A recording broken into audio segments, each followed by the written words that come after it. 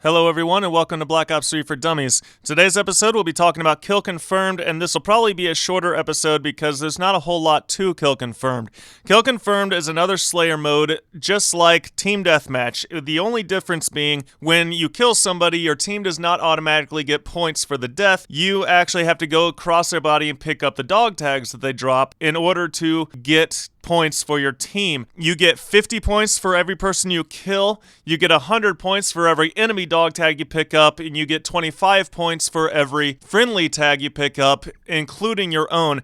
When I say points, I'm talking about points towards your score streak, not points towards the end of the match. You get 1 point for every enemy tag you pick up towards the end of the match. Picking up friendly tags does nothing more than preventing the enemy from getting those points. And the match ends when one team gets to 100 points or the time runs out. The appeal of Kill Confirmed is basically for people who really like Team Deathmatch but can't stand camping or snipers, because Kill Confirmed is the Rusher's playlist. It allows you to get more than 20 points a game. It discourages camping and things like that in ways that Team Deathmatch just doesn't do. There's not much in the way of strategy for Kill Confirmed. You of course want to try and control all three lanes of the map so people don't get around and shoot you in the back just like you would in Team Deathmatch, but ultimately the idea is to pick up the tags, so you want to stay in closer quarters combat. You're not doing a whole lot of good for your team if you're getting 50 kills with a sniper rifle or an LMG from across the map.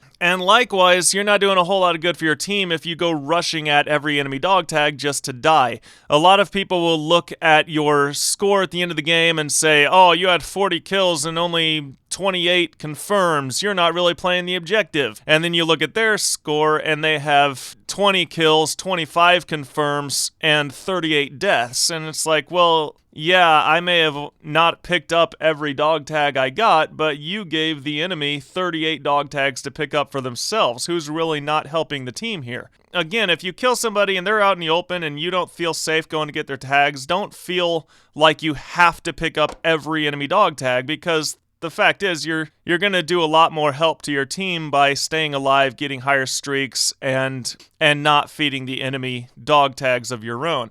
Speaking of score streaks, that is one of the main appeals of Kill Confirmed. As I mentioned earlier, you can get more kills. In a game of Team Deathmatch, you would pretty much have to be perfect to get a mothership in a game of Team Deathmatch, simply because you're going to average around 20 kills.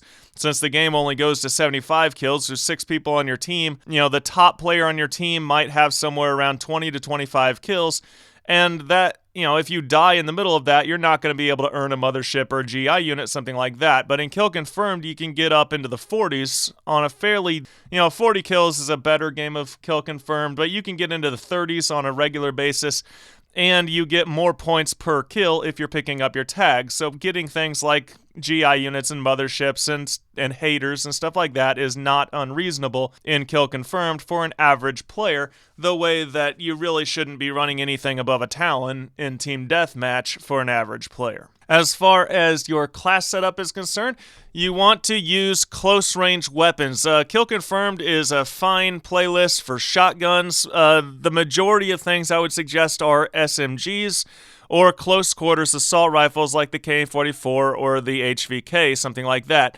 I wouldn't want to be on a team of players all using LMGs, for example. Also, silencers are good for Kill Confirmed because, again, you're staying in close quarters, so the loss of range really isn't that detrimental. You'll notice in my gameplay I'm using the VMP with a silencer, and I don't feel in any way underpowered in this game mode. So silencers are good. You want high magazine count because everyone's rushing. You don't really have time to overly prepare for every engagement like you would in Team Deathmatch. You've got to be ready at a moment's notice. So I like to run both fast mags and extended mags when I'm going in Kill Confirmed, and a silencer because really, like, the only other thing I would want to use is foregrip, and at the ranges you get into in Kill Confirmed, foregrip isn't going to help you out that much. As far as specialists are concerned, any specialist is good. This is one of those game modes where you really can't go wrong with your specialist. If I had to give, like, the best available specialist, I would say something like the Scythe or the Gravity Spikes. Kill Confirmed is one of those modes where weapon-oriented specialists are probably a little bit better than the ability specialists. Again, as much as I like the Annihilator,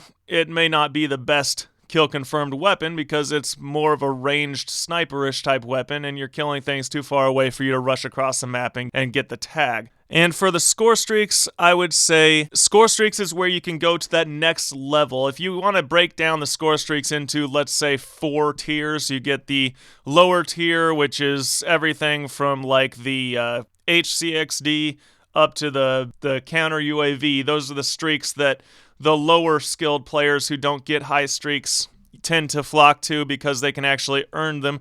Then you have your medium streaks that go everything from what I just said up to the sentry turret or Cerberus, and those are the ones that I typically run because I usually play Team Deathmatch, and you don't get on high streaks in Team Deathmatch. And then you have the more upper level. I know I said 4 tiers. I guess it's only 3. But then you have the upper level that's anything from like a Talon to a Mothership. Basically, in Kill Confirmed, you can go to the next level. If you're one of those lower players who doesn't usually get anything higher than a counter UAV, then go ahead and feel free to throw on a Cerberus. Feel free to throw on a sentry turret or a dart or something like that because you'll probably be able to get it in Kill Confirmed because of how the scoring works.